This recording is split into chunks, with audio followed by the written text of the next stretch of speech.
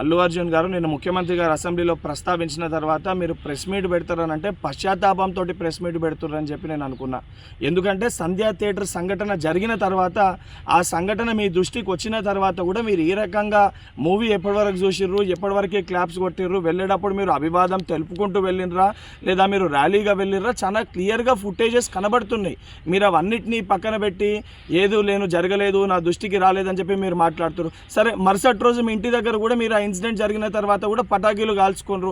సరే, ఆ విషయాలన్నింటినీ కూడా మేము ప్రస్తావిస్తలేము అని మీరు మాట్లాడుతూ ఏమని అంటారు, తెలుగుని సత్తా చాటుతున్నాం అని మాట్లాడుతున్నారు. తెలుగుని సత్తా చాటేది ఉంటే మన వలన తెలుసో తెలియకనో ఏదైతే సంబంధించి సంఘటనలో మనుషుల ప్రాణాలు పోయే విధంగా అటువంటి ఒక చర్యలు జరిగినప్పుడు దాన్ని ఏదైతే సంబంధించి సానుభూతితోటి స్పందించి ప్రెస్ మీట్ నిర్వహించి ఆ కుటుంబానికి అండదండగా నిలిచే ప్రయత్నం చేయాలి తప్ప నిన్న ముఖ్యమంత్రి గారు ఏదైతే ఈ ప్రజాప్రభుత్వము ప్రజలకు అండదండగా ఉంటుంది, ఎవరు తప్పు చేసినా కూడా ఊరుకోము శిక్షిస్తామని చెప్పి ముఖ్యమంత్రి గారు వారి స్థాయిలో తెలంగాణ ప్రజానికానికి ఒక ధైర్యం ఒక భరోసా కల్పిస్తుంటే దాని తర్వాత మీరు ఈ రకంగా ప్రెస్ మీట్ పెట్టడం అనేది ఇది సరికాదు.